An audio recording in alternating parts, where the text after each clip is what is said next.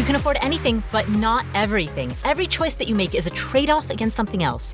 And that's true not just of how you spend your money, but also how you spend your time, your focus, your attention, your energy, any limited resource in your life that you need to manage. That leads to two questions. Number one, what kind of life do you want? What matters most to you? Number two, how do you take daily actions that reflect that? Answering these two questions is a lifetime practice, and that is what this podcast is here to explore. My name is Paula Pant. I'm the host of the Afford Anything podcast, and today, Grant Baldwin joins us to talk about how he quit his job even when he had zero money in the bank and his wife was 4 or 5 months pregnant, and then transitioned into a brand new career in which he became self-employed and turned into a creative entrepreneur. The reason that I love Grant's story is because I hear from so many people who want to quit their jobs. They're burned out. They're over it. They think their talents and skills would be put to much better use somewhere else, doing something else, possibly even working for themselves.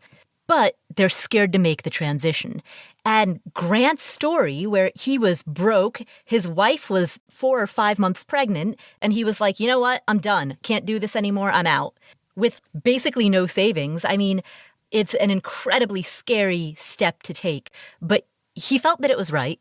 He trusted that things would work out, and he hustled and worked odd jobs, worked bridge jobs when he had to, in order to live his best life now and create his best career in his best company now, instead of deferring his best life 10 years into the future. So I think there's a lot that we can learn from Grant's story. In his particular case, he wanted to be a speaker, but the broader lessons of his story are applicable to anyone who's interested in quitting their job and transitioning into something else, particularly anyone who wants to become some type of creative entrepreneur. So, with that said, here is Grant Baldwin sharing the story of how he quit his job at the worst possible time. Oh, one more thing. Before we get to today's interview, I want to make a note that at the end of the episode, starting at roughly around the 65-minute timestamp, I'm going to talk about some of the current events that are happening right now. We're recording this in February of 2020. The stock market has just taken a 13% plunge. A lot of people are asking, should they buy on the dip? And so we'll talk about all of that at the end of today's episode. So with that said, here is Grant Baldwin discussing career change and creative entrepreneurship. Hi, Grant. Hello, Miss Paula Pants. How are you? I'm excellent. How are you doing? It is great to talk with you. And I know we've crossed paths over the years and we see each other at conferences, that sort of thing. But I'm excited to chat today. This will be fun. Absolutely. I've known you and known of you for many years. And today, Grant, you're a successful speaker living in Nashville, living the dream with your family and a great career. How did all of that begin? Take us back to college age Grant. My first career after college was working at a church as a youth pastor. And so I did that for about a year and a half. Parts of it I liked, parts of it I didn't like. One of the things I really enjoyed, though, was speaking. And one of the things I didn't like is it was difficult in the sense of I felt like I was always on. It wasn't like I clock in and then I do my job and then I clock out and I go home. It was a lot of just time demand. And my wife was pregnant with our first child, and nothing like bringing a kid into the world that just causes you to question everything. So I really just tried to figure out okay, what is this what I want to be doing with my life? Or if this is not it, what would I rather be doing? And so after we had left that position, when we left, my wife was 5 months pregnant with a first child, didn't have any big savings, didn't have a big career thing lined up. And so naturally I had a lot of people asking me hey, have you thought this through? The timing of this doesn't seem great. And hindsight, yes, it was bad timing. And so for the next several months, those next 9 months, I was literally just kind of what am I doing with my life? What is it that I really want to do? And I think that's important for, anyone to think about, because whatever, I kind of felt all right, I could find another career thing and just keep going down that same path. But is that really what I want to do? And so kind of thinking through some of those bigger questions of, assuming time, money, location were all irrelevant, assuming you were guaranteed success, what do you really want to do? And that's where speaking was the thing that kept coming up for me on my radar, something I wanted to do. And so I think it's, again, one of those questions that is valuable for anyone to think through is if you don't enjoy a lot of what you're doing, there's always going to be parts of it that you don't enjoy. It's just part of it. It's the nature of the beast. But if you don't like get excited about Monday mornings and you're not just looking forward to it, then what would you rather be doing? Thinking about that and really asking some of those bigger questions led me to get into doing more speaking. Let's pause on that decision to quit your job with very little savings when your wife is 4 or 5 months pregnant. Tell me about your mindset at that time. What were the weeks leading up to that? So I can tell you where ultimately where I felt like part of the decision was made. Like I'd been having this conversation with my wife. Like I'm exhausted. I'm tired. I'm worn out. I remember one time I came home. I was gone a lot of nights. As a youth pastor, I was like attending students' sporting events or various things. There's some type of function or something I had to be at a church or just various things. I was just gone a lot. And so I remember I came home and my wife was just in tears. She's like, I just feel like I have a roommate. I don't have a husband. Like I barely see you. You're gone all the time. I was just tired. I was just mentally fried. And I was like, yeah, like something's got to change. And I think that's really key for a lot of people because people may be listening going like, yeah, I get that. I've been in that part. And you just kind of suck it up. And that's the way it is. And I was kind of like, but is it like, is that the way it has to be? Or is there a different way or better way? And so the timeline of what ended up happening was I ended up going to my boss and saying like, man, listen, like, I'm not slacking, I'm busting my butt. I do a great job, but I'm exhausted and I'm dying and I'm not alone here. Like I know the rest of the team runs like this and it's tiring. It's not sustainable long term. And to his credit, like he's like, yeah, you're right. Let's make some changes, and made some changes. And ultimately things pretty quickly went back to status quo. And so I was attending a conference at the time. The church we were at where we lived was in Missouri. I'd grown up there. All of our friends and family were there. Like you mentioned, we live in Nashville now. So coincidentally, I was attending this conference in Nashville. And I remember sitting in this session, and I don't even remember who the speaker was. I don't even remember what the point of the workshop was, but I vividly remember him saying, if you don't enjoy at least 80% of what you're doing, you should quit. And I remember thinking like, wait, what? Like nobody enjoys 80% of what they're doing. Like that's not realistic.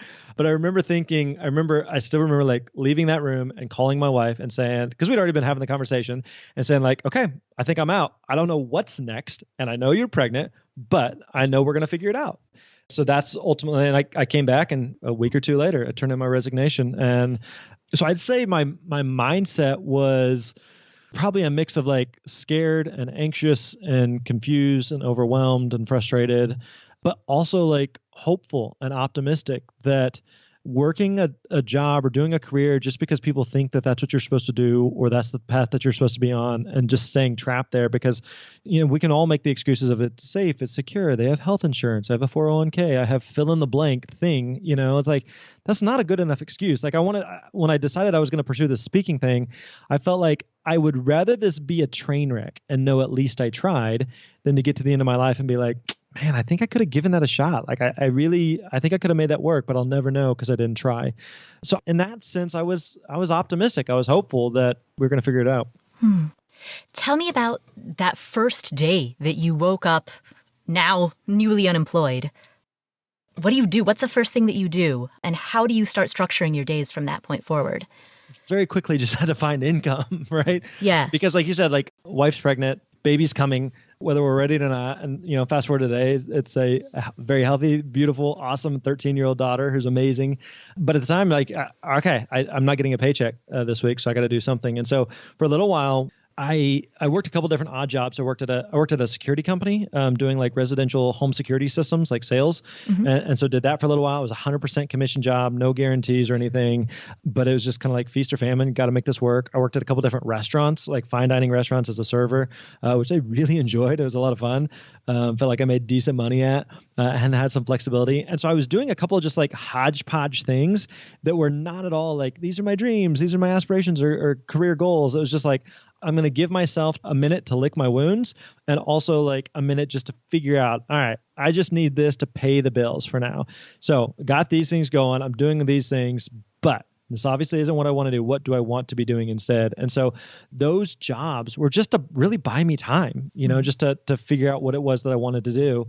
Like I still to this day, I look back on like those several months of working all those odd jobs, new baby, financially it was pretty thin, figuring out how to become a speaker. Like that was really, really tough. But at the same time, like that was incredibly pivotal period of life for sure. Did you find that the experience of having odd jobs required less of your time and energy than having your previous career?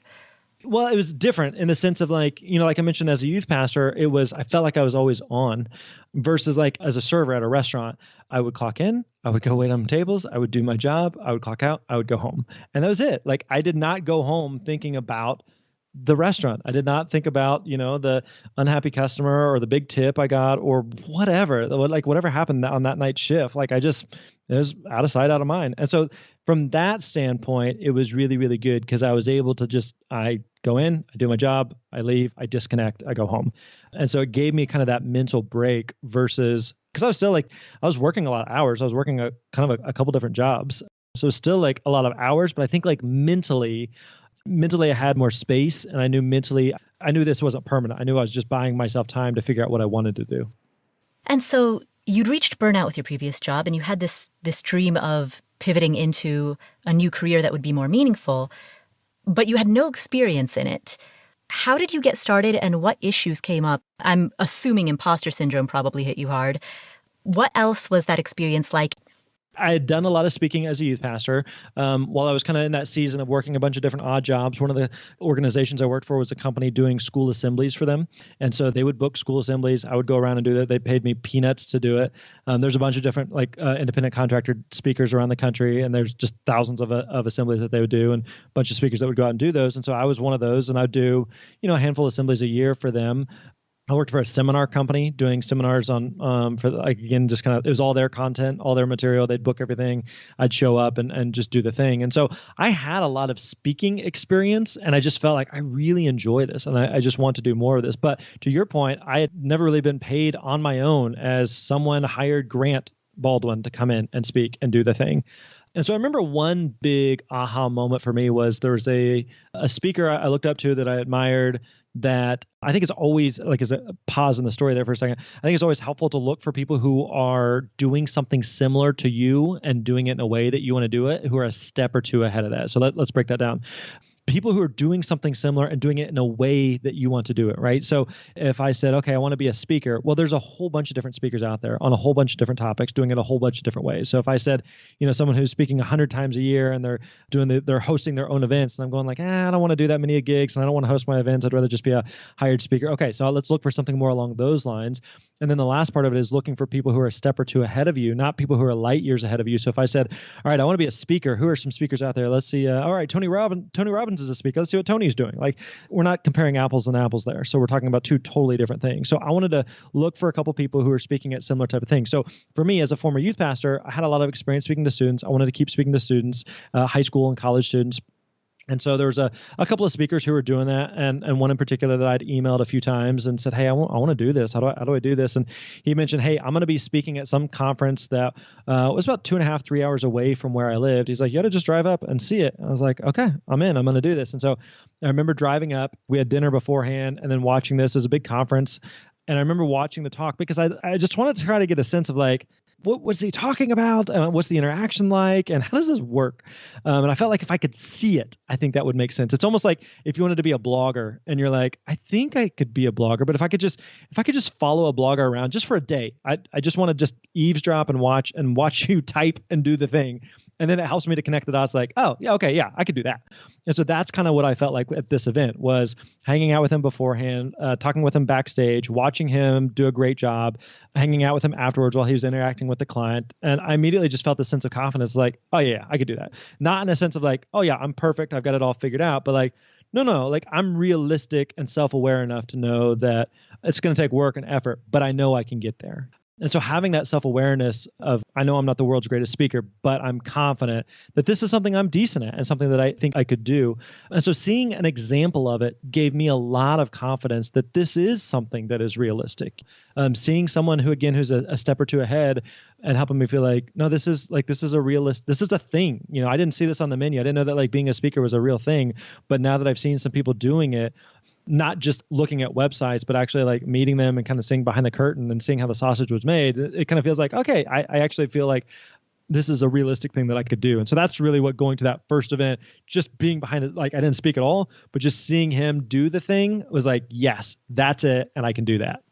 That makes absolute sense. It's a role model. It's proof of concept. It makes sense on many levels.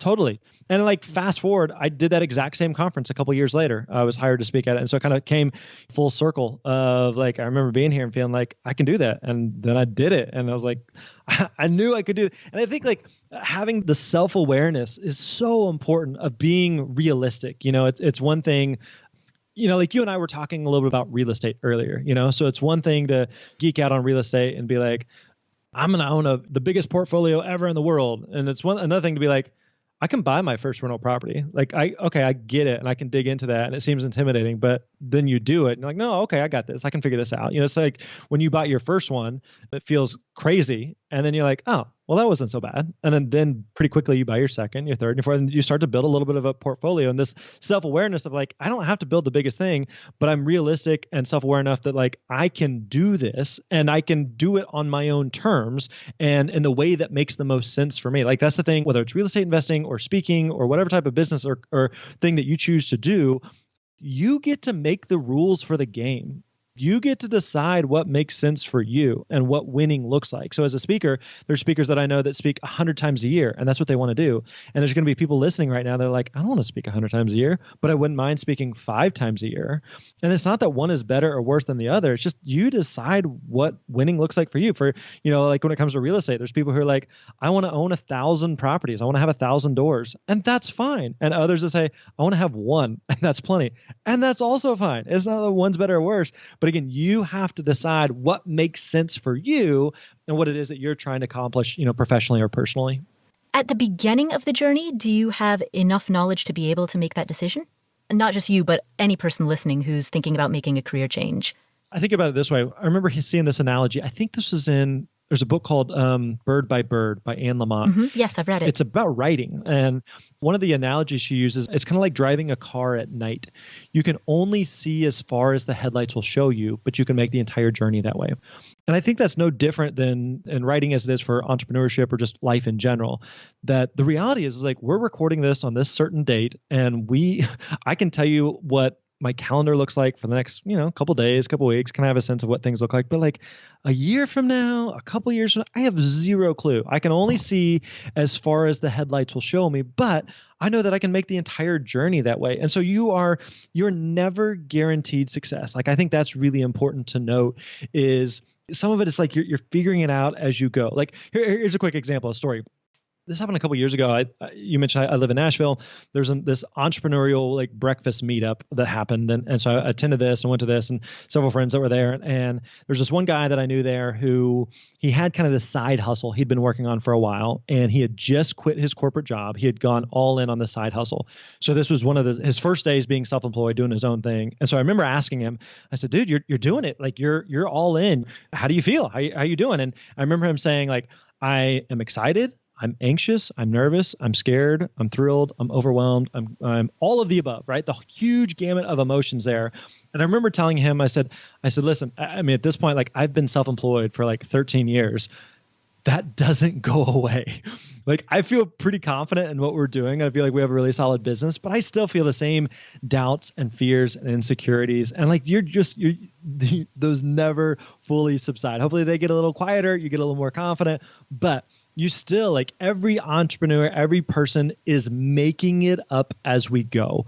We are doing the best we can with what we have at that moment, but we are not guaranteed success at all. Like my whole business, my whole life could come crashing down at any moment for things that were way beyond my control, that I had it wasn't because a bad decision or anything happened or didn't happen. It's just like things happened that were outside of my control. And so just recognizing that, again, you can only see as far as the headlights will show you. You're not guaranteed success today or any days into the future, but that doesn't mean you shouldn't at least try, and you shouldn't at least start to take some steps toward where it is that you want to be versus just staying comfortable with where you are. There are many people who want to transition into some type of creative career, like being a writer or being a speaker or being a musician or an artist. How did you, in your story, know what to speak about? Yeah, I think some of it is again, going back to like the models piece of looking for people who are already doing something similar, because just because you're passionate about something, or just because you want to speak on something or write on something or do some type of art or a creative endeavor around something, it doesn't necessarily mean that there's an actual market for that. And so that was really helpful to find other speakers who, again, were doing something similar, and not just, again, generic speakers, but look for people who are doing it in a way that I wanted to do it for the type of audiences. Because it just, again, validated to me like, okay, this is actually a thing, right? And so it kind of, let's go back to the real estate example for a second. I remember talking with our mutual friend, Brandon Turner, who helps run Bigger Pockets and is the voice of the podcast over there. And I remember talking to him at this conference you and I attend on an annual basis. And I remember talking to him like, okay, this was a couple years ago. I was interested in real estate investing. I wanted to get started. And I remember asking him, I was like, okay, if I want to get into real estate investing, you have single family, you have multifamily, you have apartments, you have storage units, you have Airbnb, you have raw land, you have commercial unit, you have like all these different things. And I remember asking him, which one is best? And I remember him saying, yes, they all work. And he's like, you can find an example with all of them. So if you said, okay, I just, as a real estate person, all I want to do is I want to focus on, this, I don't know, some type of obscure type of thing. Well, then one of the things you want to do is like browse around and see, can you find anybody that's doing that? Because if you can't, that's probably a bit of a red flag, right? So like for speakers, what I always say is like, look for other speakers who are doing something similar. And if you can't find anyone, the mistake that speakers make is they think like, oh, that's awesome. Like this is an untapped need. I'm going to be the first. It's like, no. If you can't find anyone, there's a reason for that. So look for existing opportunities in the marketplace. Because if someone's already being hired to talk on a certain thing or create a certain art or deliver a certain service, then there's probably more customers like that out there in the marketplace that you could potentially solve their problem. So I think that's one of the best things to do is just look for other people who are doing something similar. And if they are doing something similar, then again, that gives you at least some level of validation that this is an actual thing in the marketplace people are willing to pay for. That there is demand. Totally.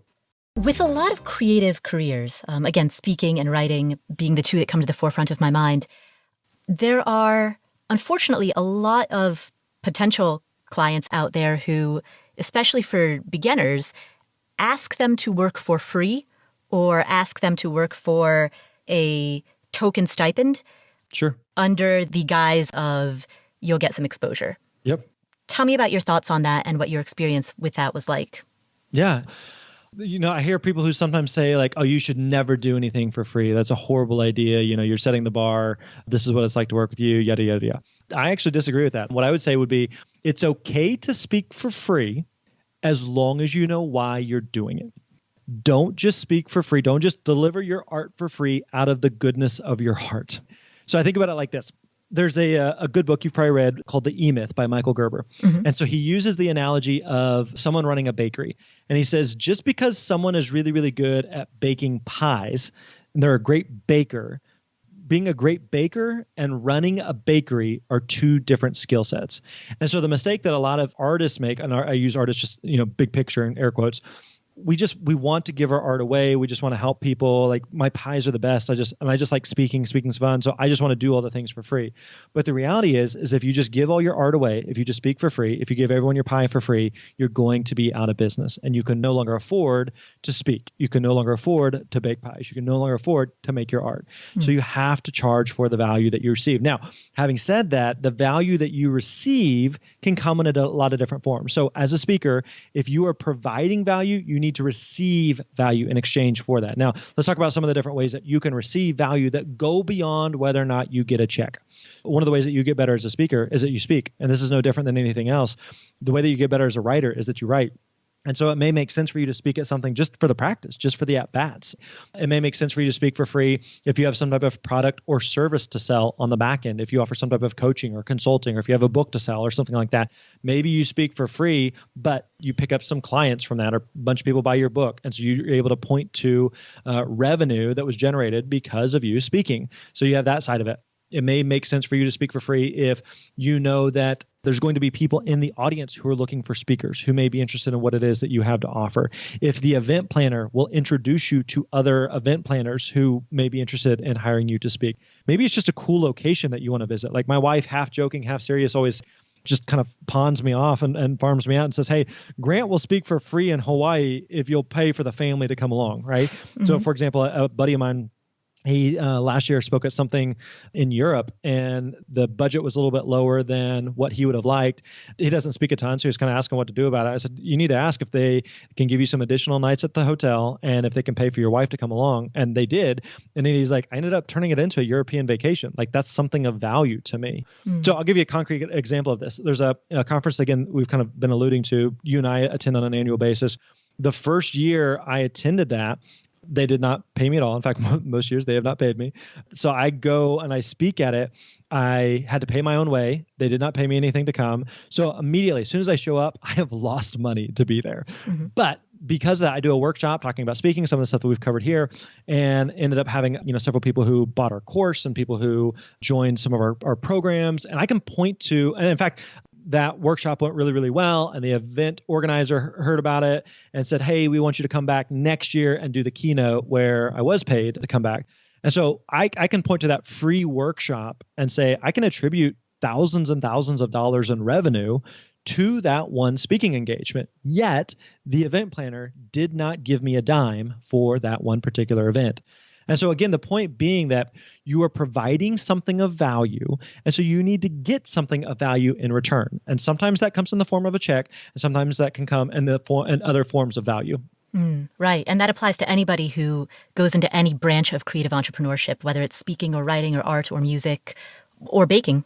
Absolutely. Because you're right. There are people who will say, well, you're going to get a lot of exposure. And 90% of the time, that's baloney. But there are times where, like, that is true. Like, you are going to get exposure. But if someone says that to me, I have to know that that's accurate and they're not just blowing smoke, but B, it's the exposure to the right type of audiences that I'm looking for. So if they said, hey, if I knew for a fact that like there's going to be a bunch of event planners, if I'm trying to book a bunch of gigs, speaking gigs, and I know at this one particular event, there's going to be a lot of event planners in the audience. And I know that if they see me speak and they're looking for a speaker like me, which I think they are, there's a good chance that some of them are going to book me. That may be very much worthwhile for me to go speak at that for free, because it's at that point, it's less about, I did my art for free. No, it's more of like a marketing expense, so to speak, marketing investment, that I'm going to do this with the intention that I'm going to generate additional business out of this. You can't just go for free, and hope it magically works out. Like, that just doesn't work. You've been doing this now for 13 years. And one of the themes that you've talked about quite a bit is how to deal with burnout and with feeling like you're always on. In your early career, you felt like you were always on. And of course, now that you're self-employed, you run your own company, the burden that a lot of entrepreneurs face is that same feeling of always being on, never being able to turn it off. Let's talk about some ways in which you handle that. Yeah. So one thing I'd say was going back to one thing we touched on earlier, is that you get to design the rules for the game. And so I think that there is kind of this misconception that in order to be successful as an entrepreneur, be successful in your career in whatever facet that looks like, that you have to work 80 hours a week, or you have to sell your soul to be able to do this, and you have to make all these sacrifices. And sure, there's like some sacrifices you got to make along the way. But again, you get to decide what makes sense for you. A good example of this, like a good company that I really look up to and admire, is a company called Basecamp. And those guys, Jason Fried and his business partner, David Hansen, have written a couple of books on the topic. One of my favorite books is a book they wrote called Rework. And they talk about how we're going to do things unconventionally. Like, we're going to do 40-hour work weeks, and that's it. And we're going to take a lot of vacation, and we're not going to work Fridays. And like, we get to design the rules of the game. And so I really, really resonate like that. And so I tell our team all the time, like, I want our business to keep growing. I want to keep helping as many people as possible. I want to keep making a lot of money. I want to keep doing these things as long as, and this is the big caveat, as long as we get to keep playing by our rules. So for example, for me, our family and I, we love freedom and flexibility and autonomy, and we love trips and experiences. And I love working from home. I don't want to go to an office. So all of our team is remote. We don't have an office. I don't ever want to have an office. I prefer to work from home. And I get to decide the rules to that. And if all of a sudden it's something other than that, then I'm doing something wrong.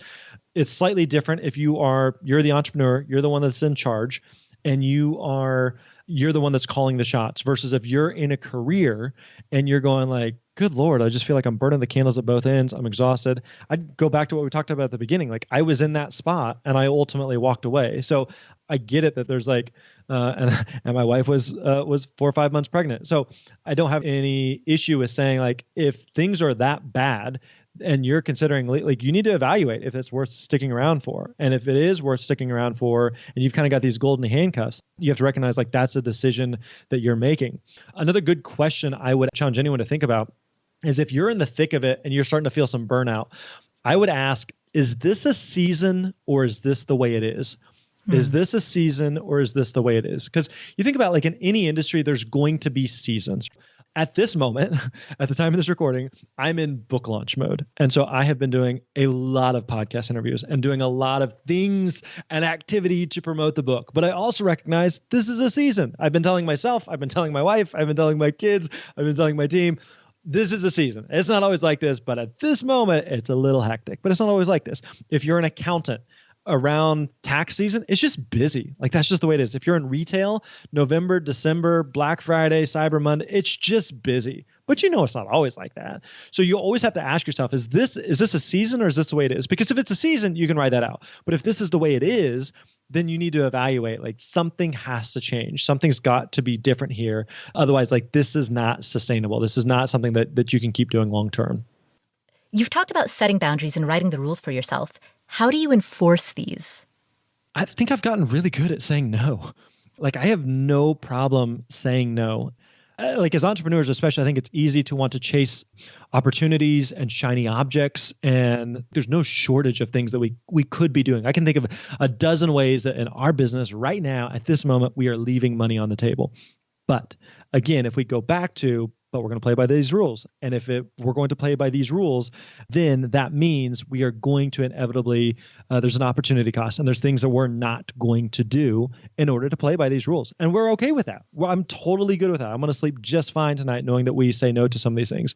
Also recognizing that by saying no to things, you're going to disappoint people, or you're going to let people down, or you're going to have some FOMO that, oh man, if we did this, or I see that person over there doing that, and man, if we did that. But just recognizing, no, they're playing a different game. They design the rules to their game. You design the rules for your game. I'm going to design the rules for my game. And that all works. It's all fine. It's just really, really important to, if you create those boundaries, to follow those boundaries and to say no to things, and say no even to, like, good opportunities. There's no shortage of good things, but you have to learn to say no and be okay with that. What about mental energy and attention? How do you keep from thinking about or ruminating on your work while you're away from work? I would say, like, I genuinely enjoy what it is that I do. And so because of that, I do spend a lot of time thinking about it. And so I do find myself at times like, I'm just going to check this email, or I'm going to, there's something the team's discussing in Slack. I'm just going to poke my head in here. So I'd go back to one of the things we touched on was there's seasons where it's more of that than others. And I also recognize, like, okay, at this very moment, at the time of this recording, like I mentioned, we're in a busy season, but I also recognize in another few weeks, we'll probably be back to regularly scheduled programming, and things will subside a little bit, and then it'll be okay. And so I will probably have a lot more mental energy then on the business than I do now. I also recognize, as a CEO of the business, and we don't have a huge company or a huge team, but I recognize, like, one of the best things that I can do is to think and just create white space on my calendar, which is hard to do because I don't know about you, Paula, but I operate off of list and checking boxes, and, like, I did things. And so whenever it comes to something like thinking, it's hard to quantify, right? You can't just put, like, or it feels weird to put, like, 2 hours on the calendar or 30 minutes on the calendar just for thinking. Thinking about what? But also, most people recognize, like, some of your best ideas happen, or some of your life-changing decisions happen when you are taking a shower, or going for a walk, or driving the car, or just thinking, and you're just pondering stuff and just kind of, like, letting something marinate. So things taste better that are marinated. And things taste better if they're in a crock pot versus if they're in a microwave, because they're just sitting there. They're just stewing, and you're just kind of kicking it around. So I try to I know one of the best things I can do for our business is just to think. And again, that's not always in the form of, I'm just blocking out tons and tons of time just to think. but I just want to figure out where we're headed, how we keep playing by these rules. What are the rules of the game that we want to be playing by? How do I keep creating this mental white space so that it prevents burnout and it prevents getting to a point where it's just like, man, I've created this thing that like checks some boxes, but like I hate it. Like I don't want to do that. If I'm going to design the game, I want to make sure that it's still like a fun game that I enjoy playing. Assuming that you're not in a particularly crunch time season, how would any person listening to this be able to distinguish between when they're burned out versus when they're just frustrated or bored? So I was trying to think back to that youth pastor role I was in, where I talked with a couple other people internally, like that were on the team. I was like, hey, I feel like this. Am I the only one, or does anybody else feel like this? So I remember having some of those conversations. But I also talked with some other people who are outside, like some buddies of mine who worked at other churches, and I'm asking them like, hey, here's kind of how I'm feeling. Is this normal? Is this how am I weird in this? Am I alone in this? And I would say even fast forward to today, even though I'm an entrepreneur and work for myself, there's 2 or 3 really, really close friends that I have that we talk on a daily basis, just comparing notes and asking like, hey, here's kind of how I'm feeling. And like things are really, really good, or things are not going the way I hoped, or I'm frustrated, or I'm discouraged, or I'm stressed, or I'm worried, or I'm anxious, or whatever the feeling may be. And trying to balance and determine like, is this a season? Is there something that's causing this that I can address or be aware of? Or is this like, man, when I stop back and think about it, I've kind of been in this perpetual funk for a long time, at which point like something has to change, like whether it's something in the career or something different that you just like, I gotta do something different, because what I'm doing now is getting me the results that I have at this moment professionally and personally. And if I don't change, then nothing's going to change about those results that I'm getting. And so I found that has been incredibly helpful, just to have those trusted people around me that I can talk to. There's one guy I talked to, entrepreneur, similar type of business model, different kind of industry. And we talk constantly on a daily basis. I was looking the other day, we will have days where we exchange over 200 text messages in a day. He lives 15 minutes away from me. We see each other multiple times a week, but we just text each other constantly. And a lot of times it's just thinking out loud or kind of venting, having someone like that can be a cheerleader for you, but also can just shoot straight with you and say like, what you're experiencing or what you're feeling right now is not normal, or it is normal and you're fine. Hang in there. It's going to be fine. You got a couple more weeks of this and then you'll be all right. Or, hey, you seem out of sorts for a couple of months now. Let's talk this through. So having some of those trusted friends or colleagues or family members that just, they can call your bluff and they can see through the crap and really challenge you on how you're doing has also been incredibly valuable and helpful. In the time that you spend away from work, do you find it to be more refreshing to spend that time engaged with outside interests or hobbies, or to spend that time completely unscheduled, like blank? A little bit of both. Like one of the things I really enjoy is I really enjoy golf. I'm fairly introverted in general, so I like people, but I also don't mind not being around people at all. So golf is one of those things that I can go out and I can, sometimes people do it from like a social standpoint, like I want to go play with a bunch of buddies or hang out. Like I just enjoy going to play by myself, actually. I also just enjoy experiences and travel and trips with my family. I had this conference that we keep talking about that's a favorite of both of ours. This past year was in Washington, D.C. I brought my wife and my daughters with me. And so Daddy spent part of the time working, but then we also like did the sites and museums and that sort of thing. And so that's one of the things that's really fun for us. But then there's also, I was thinking about like this past weekend, like I didn't do anything and we didn't accomplish anything and I didn't check any boxes and we were extremely lazy. And that's okay. I'm a very motivated, driven, ambitious person, but I also recognize I'm not designed to go and go and go and go and do and do and do and gain and accomplish and achieve, because I know like that's not sustainable and that's not healthy and that's not how we were designed to operate. I understand like when I drive my car down the road, there's a gauge on the dashboard that goes from an F to an E, and that gauge keeps dropping. If I don't do something about it, the car stops. I have to refill it. The same thing is true with a laptop or a cell phone. Like I got to charge my cell phone every single night because the battery's going to drain down. And so I got to have some like white space where I'm doing a hobby that's fun, that's just for me, that's just some alone time, like swinging a golf club and playing this game that's so fun and so frustrating at the same time. Or just being with my family or watching Netflix or vegging on the couch with the family or being lazy or any number of things, and recognizing like all of that stuff it may not always check a box, but it's also incredibly valuable for recharging and refilling the tank. How do you think about the trade-off between doing more work versus making more money? Like, how do you weigh the relative merits of each one? And does it depend on which one of the two feels more crunched at the time? Given the choice, I would rather make more than less. And given the choice, I would rather work less than more. I enjoy work. I never want to get to a point like, I just want to retire and move to the beach and not do anything. And like, I genuinely enjoy what I do. But if I'm going to work, I would prefer to make more than less. And so it's always just kind of this battle. I think this comes back to the thinking piece and the strategy piece, but also just the saying no. There's plenty of things that we could do that would make more money, but may require too much work that makes it no longer worth it. And so you have to being able to weigh those things out. So one of the things I'm really conscious about is what are things that our business or company can do that doesn't depend on me for the fulfillment. For example, we do a lot of teaching and coaching for speakers and those that are interested in speaking. We teach people how to find and book speaking gigs. And so we have multiple coaches on our team. We have multiple people on our team who do different things because I know I can't do everything on my own. And so I want to make sure that we're building something in a way that is not the Grant show. I tell our team all the time, like, this is not the Grant show. And if the business is just dependent on Grant showing up every day, then we're doing something wrong. And so I guess a quick example of this past fall, at the time of this recording, this past fall, I took a 1-month sabbatical. I hear sometimes people who take, a week off or a couple weeks off or a month off or whatever, and they're thinking like, man, I'm just super burned out. I got to get away from the business. I didn't feel like that at all. I felt like we've had really good work-life balance and really like the work we're doing and the team that we have. But part of what I wanted to do was to do kind of a stress test on the business and say, okay, if we pull Grant out for a month specifically, let's see, how did things work? What breaks? What are things that fall apart? What are things that we got to think this part through. We didn't think that part through.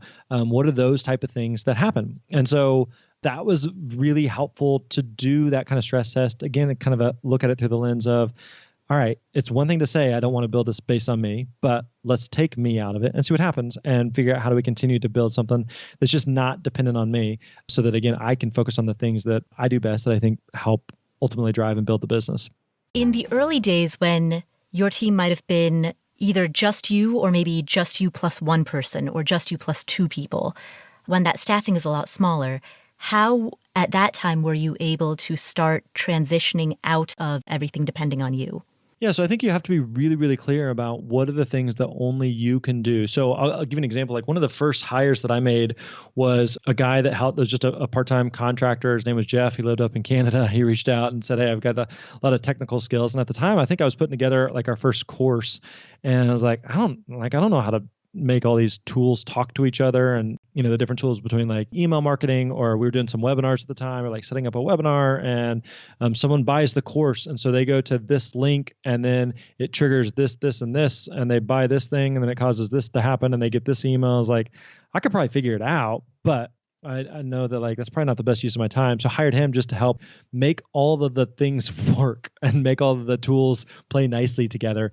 That was an incredibly helpful and valuable hire that just freed up a lot of my time and mental bandwidth. Again, there's stuff that I knew that I could do or could potentially figure out, but I knew it wasn't the best use of my time. Or the hundreds of support emails that we get.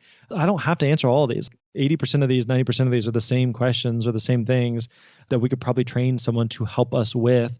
And so just finding like, what are those things on a regular basis that don't depend on me that we could have someone else do and start to have people help in those positions. And I think that part about hiring is that people assume that, okay, if you're going to hire that, you have to hire a full-time employee and how are you going to pay for them and how are you going to find enough work for them to do? And the reality is I didn't need full-time employees for a long time. It's only recently that we've started adding a couple of full-time employees, and we're at multiple seven figures in business. For a long time, we've got to this point with a bunch of part-time contractors and no full-time employees because we didn't need it. Like, I need this one person to do this one specific thing, and that's it. And so don't feel like, I have to have an employee or have to do this. It has to be this overly complicated thing. Like, it doesn't. Just figure out what's this one specific thing that you need and hire specifically for that role and exactly what you need versus feeling like, you got to bring on people to do things like, I don't even know if I need this, but I need to hire someone. Like, don't do that because that creates a big mess financially, and you don't want to be biting off more than you can chew. And how do you know the difference between pursuing growth versus biting off more than you can chew? I think this comes back to the being clear on this is how we're going to play the game. Sometimes I look around and I see friends or peers or colleagues who are building businesses who are going faster than we are, right? And so they're hiring more, or they're growing more, or they're doing more. And I just try to think about, okay, but that's the game they're playing. That's the race they're running. Just because they're running that race doesn't mean I should be running that race. I've done a couple of half marathons and a couple of full marathons. One of the things that's really important when running is to pace yourself, because especially at the beginning of a race, you can build up a lot of adrenaline and a lot of excitement, and everybody's running fast.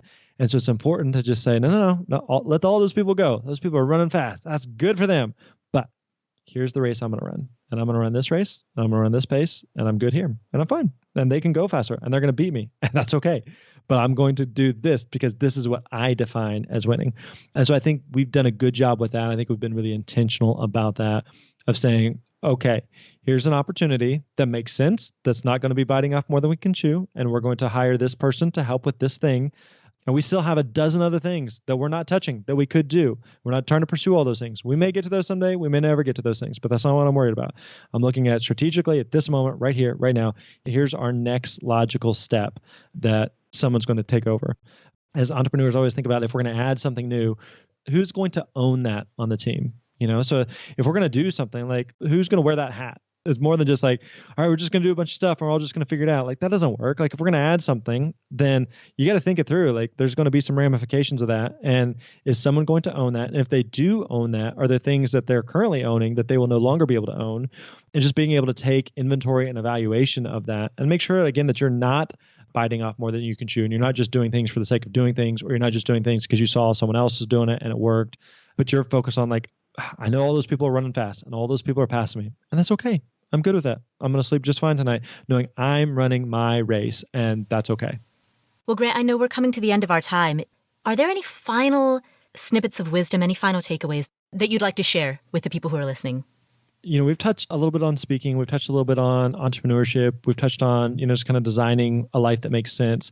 So what I would say is kind of an overarching idea is that everything we've covered and talked about is simple, but it's not easy. It's simple, but it's not easy. And what I mean by that is, if I said, what do you got to do to lose 10 pounds? Well, we all know in order to lose 10 pounds, you got to do two things. You have to pay attention to what you eat, and you have to exercise. And that's it. It's very simple, but it's not easy. Like, it still requires work. It still requires effort. Just realizing, all right, those are the two things I got to do. It still is so difficult. It still requires so much work to do. And so the same thing is true with everything we talked about. If you want to be a successful speaker, if you want to be a successful entrepreneur, if you want to design a life on your terms, you can do those things. It's really simple what you need to do, but it's not easy. It still requires work. It still requires effort. It still requires commitment. It still requires dedication, but you can do it. Well, thank you, Grant. Where can people find you if they would like to know more about you? Yeah, everything that we do is over at thespeakerlab.com, thespeakerlab.com. The new book is The Successful Speaker, 5 Steps for Booking Gigs, Getting Paid, Building Your Platform. And if there's anything I can do to help and support people, I'm always happy to do so. Thank you, Grant. What are some of the key takeaways that we got from today's conversation? Here are 8. Number 1, before you make a career transition, look behind the scenes, because the grass is always greener until it isn't. So look at people who are doing the thing that you want to be doing, or doing the thing that you think you want to be doing, and observe them closely. See if you can follow them around for a day, or see if you can take them out to lunch. Take a close look at what the day-to-day reality of their life is like, for 2 reasons. One is so that you can be realistic about your expectations, and also on the flip side, so that you can assuage your fears. People are often scared of the unknown, so you can take the uncertainty out of it by seeing how it's done. I think it's always helpful to look for people who are doing something similar to you and doing it in a way that you want to do it, who are a step or two ahead of that. Grant also makes the point that you shouldn't seek out examples of just anybody in your profession. He didn't look to Tony Robbins as a role model because Tony Robbins is playing on a different field at a different level. He decided to look for role models who are a step or two ahead rather than light years ahead. He also decided to look for people whose work was similar to the type of work, the specific type of work that he wanted to be doing. People with a similar message, similar tone, topic. And by virtue of finding these role models, he took away the fear and uncertainty and also developed realistic expectations and also started forming a roadmap for how he would do it. So key takeaway number 1 is to look behind the scenes before you make the transition. Look for those role models 1 or 2 steps ahead of you. Key takeaway number 2, write your own rules and decide what game you're playing. There are a lot of entrepreneurs who get swept away by thinking that they quote unquote need to do X and Y and Z. Like there is no shortage of advice out there about ways that you can optimize and make things better, and you're leaving money on the table if you're not doing X and Y and Z. And that is the business equivalent of keeping up with the Joneses. Like just because somebody is on Periscope doesn't mean that you need to be. You get to make the rules for the game. You get to decide what makes sense for you and what winning looks like. As Grant said, if you're interested in buying real estate, you don't need to jump in and buy 20 doors immediately. You can start small. If 1 or 2 rentals is good enough for you, then that's cool. You don't have to keep up with the Joneses. The same can be said for any other type of business. Do you want to grow a business to the point where it's getting outside capital and you're managing 100 employees? Or are you happy with a team of 4 or 5 people? There's no choice that's better or worse. You write the rules, you do what's best for you, you decide what game you're going to play. That's key takeaway number 2. Key takeaway number 3. Quit your job if you don't enjoy 80% of what you're doing. What? Yeah, there are a lot of people who I think might fit this bill. Because sure, I mean, there's always going to be like 20% of your job, even your dream job, there's always going to be the 20% of it that's paperwork and admin and it's the drudgery and the, But if you're not loving 80% of what you're doing, well, I mean, why are you spending a big chunk of your waking hours doing it? There are a lot of would-be entrepreneurs who don't know when is the right time to make the leap. And so this 80% idea, it's a good litmus test for, do you like your job enough to stay? Or is it time to seriously think about making a switch? In Grant's case, he didn't think that making a switch was realistic at that time. I mean, his wife was pregnant, they didn't have any savings, but still, he decided to go for it because he knew that he was meant for something that was bigger and that was different. And he knew that staying in the status quo carried a massive opportunity cost. That's not a good enough excuse. When I decided I was going to pursue this speaking thing, I felt like I would rather this be a train wreck and know at least I tried than to get to the end of my life and be like, man, I think I could have given that a shot. Like I think I could have made that work, but I'll never know because I didn't try. And so that is key takeaway number 3. Ask yourself if you're enjoying 80% of your work. And if you're not, that might be an indicator that you should make a change sooner rather than later. Key takeaway number 4. Find a bridge job. There is no shame in working odd jobs if you have to while you are making some type of transition. Grant was in a situation in which the status quo was no longer acceptable. His wife felt like she had a roommate rather than a husband. He didn't want to live like that anymore. And so he waited tables. He quit his job and he waited tables. And he worked a bunch of odd jobs with a new baby while he was figuring out what he was going to do next and while he was starting his business. Those jobs were just to really buy me time, just to figure out what it was that I wanted to do. Like I still to this day, I look back on like those several months of working all those odd jobs, new baby, financially it was pretty thin, figuring out how to become a speaker. Like that was really, really tough. But at the same time, like it was an incredibly pivotal period of life. If you listen to our interview with Ash Amberger, she was our guest in episode 242. She said that when the chips are down, when you are forced to either sink or swim, you will swim every time. Grant has a similar message. You're smart, you're a hard worker, you'll figure it out. And so don't get stuck in all or nothing mode. That's the real takeaway here. Get rid of that all or nothing thinking. Get rid of that it's got to be perfect or I can't make a change type of thinking. Because it's never perfect. It's never the right time. And if you think it needs to be, then you can waste a lot of years in the process. So that is key takeaway number 4. Key takeaway number 5. If you are going to work for free, make sure you're getting some type of value in return. There are a lot of creative entrepreneurs who are often told to work for free for quote unquote the exposure. As a writer, I've experienced this many times. And of course, there are creative entrepreneurs in a huge variety of fields: illustrators, graphic designers, photographers, video editors, voice actors. All kinds of creative entrepreneurs are often given the quote unquote opportunity to work for free. This is a very controversial issue. There are some people who say, hey, never work for free. Grant's approach, again, rejects that all or nothing thinking. It rejects the use of the word never and says instead, only work for free if you are genuinely getting some alternate value, some non-monetary value in return. It's okay to speak for free as long as you know why you're doing it. Don't just speak for free. Don't just deliver your art for free out of the goodness of your heart.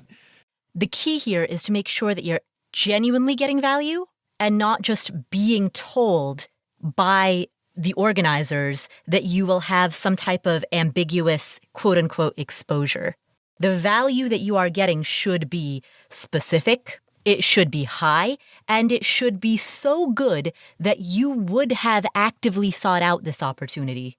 In fact, here's a litmus test. Would you pay a babysitter so that you can have the time to pursue this opportunity? And you can ask yourself that question, hypothetically, whether or not you have kids. Is this opportunity so good that you would pay a babysitter out of pocket so that you have the bandwidth to be able to pursue this? If the answer is no, well, that answers your question right there. And so that is key takeaway number 5. Key takeaway number 6. Be aware of burnout. It's easy for anyone to head straight for burnout if you're caught up in projects and deadlines and there's a huge imbalance between your work life and your personal life. That imbalance can trash both. So, how do you know when it's time to quit because your position is unsustainable? Well, Grant has a great question that you can ask yourself. If you're in the thick of it and you're starting to feel some burnout, I would ask, is this a season or is this the way it is? Another way to conceptualize this is this a sprint or is this a marathon? And it's almost everyone experiences sprints that are temporary. You know, there are certain seasons that just might require more work than others. Like Grant says, if you're an accountant, April is probably going to be a pretty busy month for you. So is March. So it's okay to temporarily have a season in which your work-life balance is untenable as long as that project has an end date in sight, an end date after which you can rest. And if you don't see that end date in sight, then you may want to reconsider what you're doing. So be aware of burnout. And if you find that your life is too imbalanced, ask yourself, is this a season or is this the way it is? So that's key takeaway number 6. Key takeaway number 7. Stick to your boundaries. One of my favorite quotes, this comes from James Clear. He was a guest on this show in episode 156. James Clear is an expert on building better habits. And one of my favorite quotes that comes from him is, the best productivity hack is saying no. And Grant, in our conversation today, reinforces this idea. I think I've gotten really good at saying no. Like, I have no problem saying no. Like, as entrepreneurs, especially, I think it's easy to want to chase opportunities and shiny objects. And there's no shortage of things that we could be doing. Grant said there are dozens of ways that his business is leaving money on the table. But he's fine with that because he only says yes to opportunities that align with his boundaries and his values and the type of life that he wants to be leading. So stick to your values, stick to your system, stick to your boundaries. You may experience FOMO, remember the entrepreneur equivalent of keeping up with the Joneses, because that person is getting so many other cool opportunities, or maybe I should be doing X or Y because that's what so many other people are doing. But you know what? It's okay. Other people are playing a different game. Don't compare yourself. Finally, key takeaway number 8. Hire an amazing team. If you decide to go the entrepreneurial route, Remember that behind every successful entrepreneur is an amazing team. Nobody can do all of this by themselves, nor should they. There are going to be many things that you need to do in your business that either don't grab your interest or don't match up with your skills. And in these cases, hire it out. I can't do everything on my own. And so I want to make sure that we're building something in a way that is not the Grant show. I tell our team all the time, like, this is not the Grant show. And if the business is just dependent on Grant showing up every day, then we're doing something wrong. If you've already hired a team, consider taking some time off or taking a sabbatical to see how well the business runs without you. At that point, you can identify different points of failure. In what ways were you still needed? In what ways does everything still rely on you? And then you can address those failure points and keep iterating so that the business becomes more systematized, more streamlined, more of a scalable and sustainable enterprise. And so those are 8 takeaways from this conversation with Grant Baldwin. If you want to read a summary of all of these key takeaways, plus check out all of the resources mentioned during this conversation, like the book The E-Myth or the book Bird by Bird, you can get all of this at the show notes, which are available at affordanything.com/episode 244. That's affordanything.com/episode 244. While you're there, sign up for our email updates so that every week you can get delivered to your inbox a summary of that week's episode. That way you'll essentially have notes on what you've just listened to, and you can archive these, you can search your inbox. If you're trying to remember, like, oh, hey, what did that guest say in that one interview that happened about 6 months ago? You'll have notes for all of it. So sign up to get the show notes delivered to you. You can sign up at the show notes for this week's episode, affordanything.com/episode 244. Okay, now let's turn our attention to something I almost never do, which is let's talk about current events. Let's talk about what's happening in the market right now. All right, so there's been a big stock market decline. All of the headlines are screaming, worst decline since 2008. We've just seen the worst one-day drop since 2011. The headlines are screaming fear, fear, fear, fear. Let's all go cower in our bunker and be terrified. Let's put this in perspective. Number one, the market took a 1,600-point plunge. The Dow took a 1,600-point plunge in February of 2018. Do you remember that? No, nobody at this point remembers that because that was 2 years ago, and at this point, it's a non-event. And so when you see headlines that are screaming about a 1,000-point drop in a day, remember, February 2018, we had in one day a 6.2% decline. And now that we are 2 years removed from that, we have collectively lost our memory about it because over the quote-unquote long term, and by long term I mean 2 years, it was ultimately really a non-event.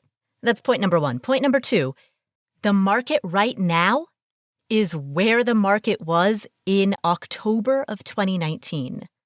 So right now, as of the time of this recording, one share of the Charles Schwab Broad Market ETF, which is a fund that tracks the total return of the Dow Jones U.S. Broad Stock Market Index, one share of that, as of the time of this recording, is $70.58. When was it last at that price? It was last at that price October 10th through 11th of 2019. I know there were a lot of people who throughout all of 2019 kept saying, hey, I'm getting nervous. The market has been high for a long time. We haven't had a recession in a long time. Should I keep my cash on the sidelines? Because I think this bull market has been going on for too long and I have a fear of heights, right? I got a lot of questions like that throughout 2018 and 2019. To be perfectly honest, I've been hearing questions like that since 2014. They've just intensified in recent years because as the bull market has reached a decade, making steady gains since 2009, a lot of people ask, well, aren't markets cyclical? Aren't we due for a pullback? But the thing is, markets don't die of old age. And if you keep your money on the sidelines, if you sit it out because you're afraid of a pullback, then when that pullback happens, it might pull you back to a point in time that is still ahead of where you would have been. And so right now, one share of the Schwab Total Broad Market Index Fund is priced at where it was priced in October of 2019. So if back in January, February, March of 2019, you said, hey, this bull market has been going on for a decade. I'm afraid of a pullback. I'm going to just keep my cash on the sidelines. Well, if you had said that, then you would still be behind because you would have missed all of the gains that took place from January, February, March 2019 through to October 2019, which is the equivalent of where we're at right now.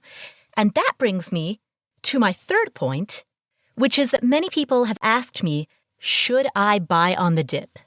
In fact, on Friday, both my dad and my best friend from college were both blowing up my phone with text messages saying, hey, I'm super excited to buy on the dip. This is an amazing buying opportunity. How much should I put in? To which my reply is, well, hey, I'm happy that you're so excited about investing. But remember, we've rewound the clock by 4 months. It's currently February 2020. And we are at the same market levels that we were at in October of 2019. So the level of enthusiasm that you should have for putting money in the market right now, rationally, should be the same level of enthusiasm that you had for putting money in the market in October of 2019. We've rewound the clock by 4 months. That's all we've done. Congratulations, you've gotten the opportunity to travel back in time by 4 months. And so all of that is to say that when you see these big headlines of 1,000-point plunge or 13% pullback.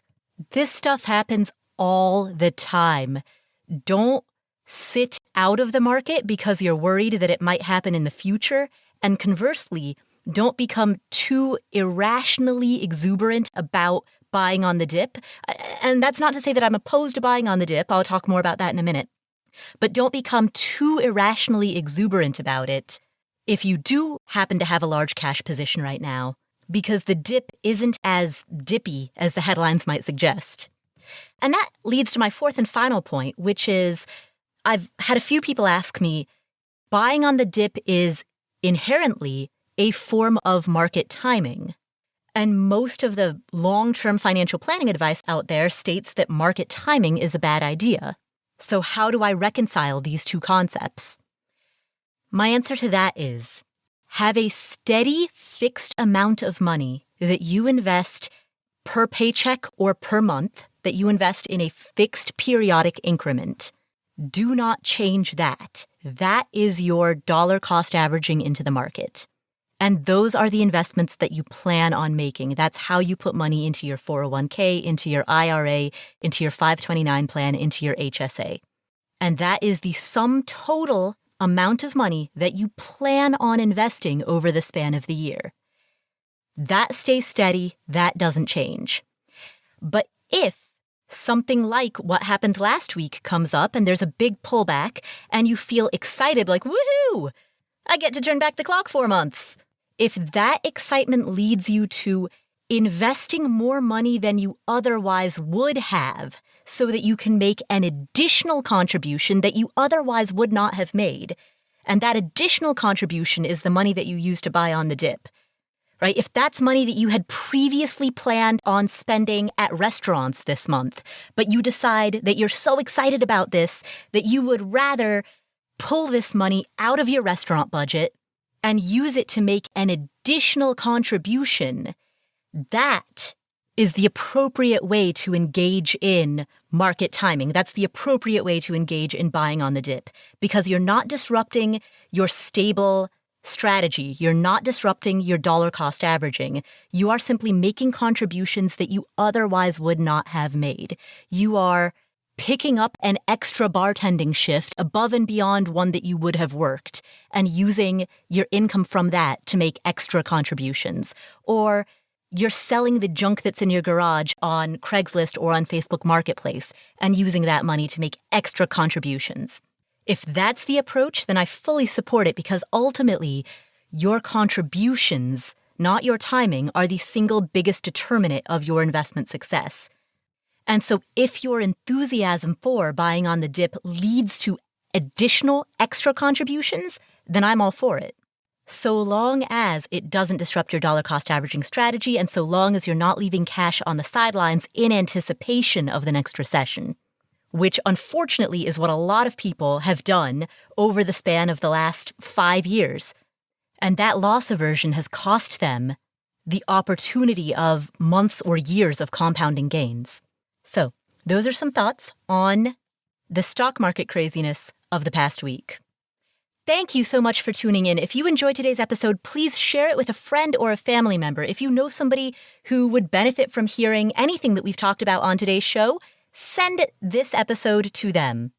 They can play this episode directly from our show notes, which are at affordanything.com/episode 244, or they can, of course, find this podcast on any major podcast player. Spotify, Pandora, Stitcher, Apple Podcasts. And speaking of those podcast players, remember to go into whatever app you're using to listen to this podcast and click the subscribe or the follow button so that you won't miss any of our upcoming episodes. While you're there, leave us a review. I want to say thank you to the sponsors who made today's episode possible: Radius Bank, FrameBridge, EveryPlate, and Policy Genius. If you want a complete list of all of the coupon codes, promo codes, deals, and discounts that our sponsors offer, you can find all of that at affordanything.com/sponsors. If you're interested in real estate investing, we have a free 7-day series on Real Estate Investing 101. You can download that for free at affordanything.com/VIP list. If you want to chat about today's episode with other people in the community, you can find them at affordanything.com/community. Thank you again for tuning in. My name is Paula Pant. This is the Afford Anything podcast, and I will catch you in the next episode.